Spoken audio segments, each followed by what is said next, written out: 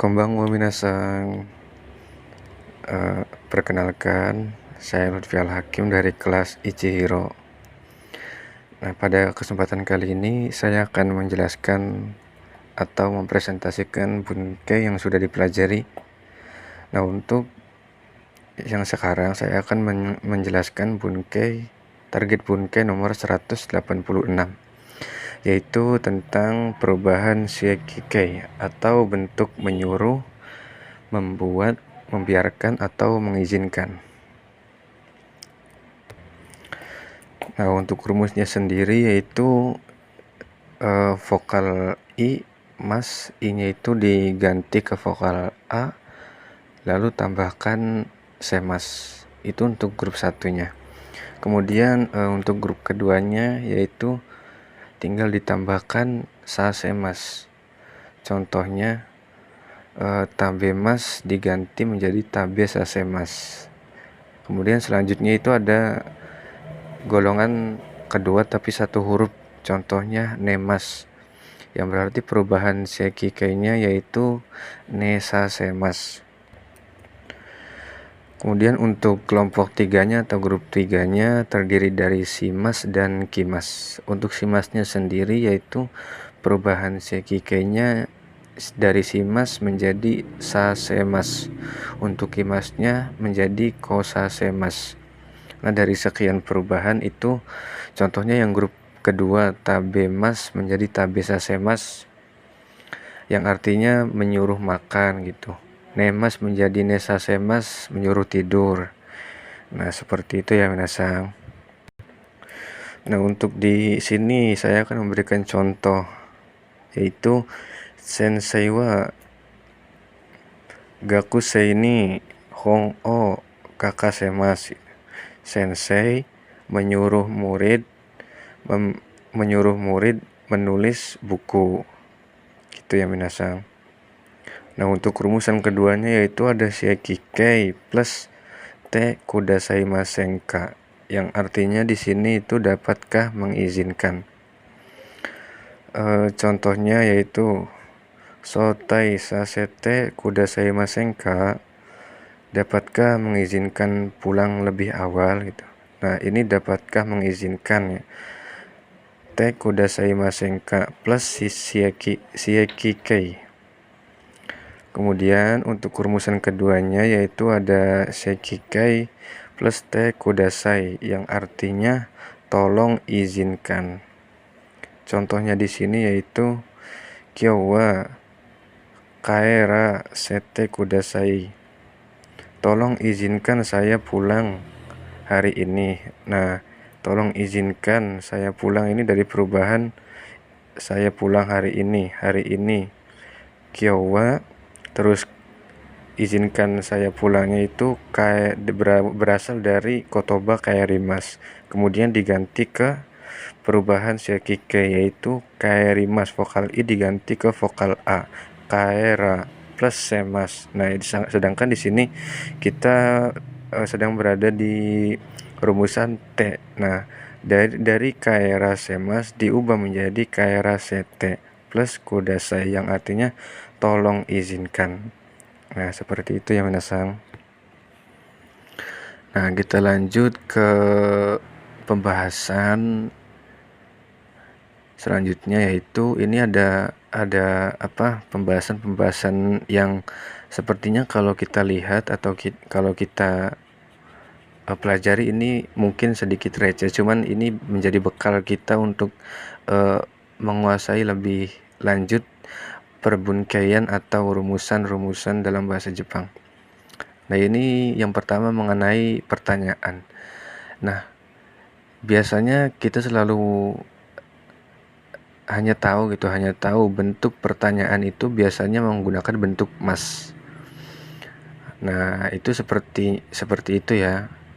Nah, tetapi bisa nih pertanyaan diubah menjadi bentuk negatif.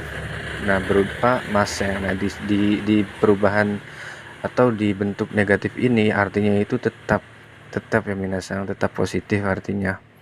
Contohnya di sini kakkoe ikimasu ka, apakah akan pergi ke sekolah. Nah, ini bentuk negatifnya yaitu mas. Nah, untuk bentuk salah ya minasang, itu untuk bentuk positif. Nah, untuk bentuk negatifnya yaitu gakoe ikimasenka, apakah tidak akan pergi ke sekolah. Nah, ini sebenarnya mempunyai arti yang sama, yaitu menanyakan pergi atau tidaknya ke sekolah gitu ya minasang. Kemudian kita lanjut ke pembahasan selanjutnya, yaitu bentuk permintaan. Nah, untuk bentuk permintaan di sini yaitu umumnya kita menggunakan masenka untuk negatifnya ya, yang artinya memiliki arti mau tidak. Terus biasa diartikan itu mau tidak titik-titikkan ya. Nah, untuk rumusannya di sini yang pertama itu ada perubahan te kuremasenka, te kudasaimasenka, te itadakemasenka, dan te morayamasenka. Ini memiliki arti dapatkah atau bisakah menani-nanikan gitu ya minasang. Nah, untuk contohnya di sini yang pertama itu ada contoh kono kanji no kaki kata o oshiete kuremasen ka. Artinya dapatkah atau bisakah mengajari, oshiete mengajari cara menulis kanji ini. Kemudian contoh yang kedua yaitu ekimae no michi o oshiete kudasaimasen ka, yang artinya dapatkah atau bisakah memberitahu jalan ke depan stasiun. Nah, kemudian untuk contoh selanjutnya yaitu bentuk te idadakemasen ka.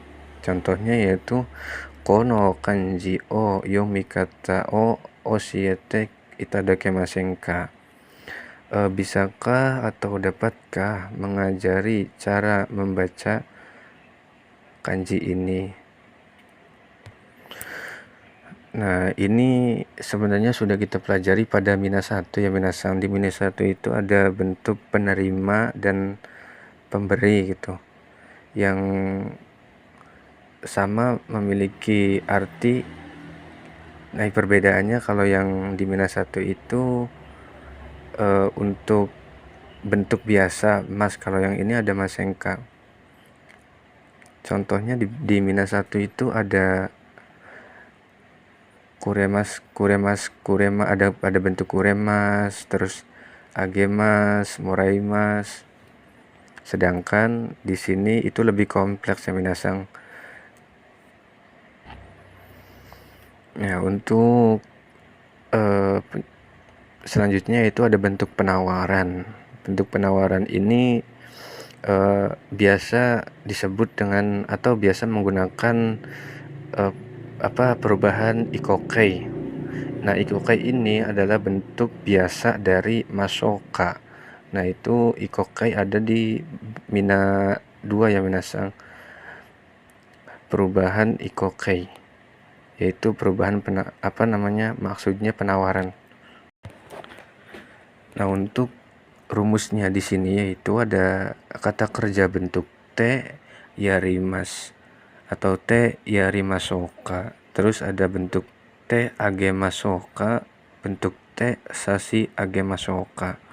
Nah, untuk di bentuk penawaran ini kita bisa menggunakan arti di ya minasang. Sedangkan kalau di bentuk permintaan itu haram nih minasang, haram hukumnya menggunakan bentuk di, harus menggunakan nani-nanikan. Nah, kalau di bentuk penawaran itu kita bisa menggunakan arti di. Nah, di-nya ini bisa dibawa.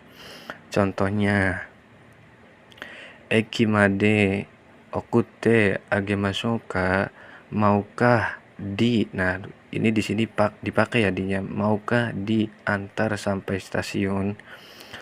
Nah, terus contoh keduanya yaitu nimotsu o machi sasi agemasoka, maukah barangnya dibawakan.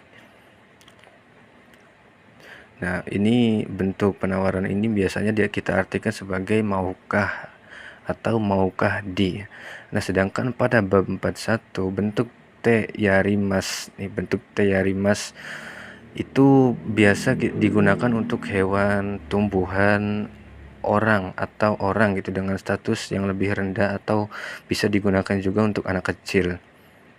Nah, sedangkan di penjelasan kali ini itu bentuk te yarimas agak berbeda dengan ini ya minasang. Kalau ini bentuk biasa bab 1, bentuk marimas, bentuk yarimas.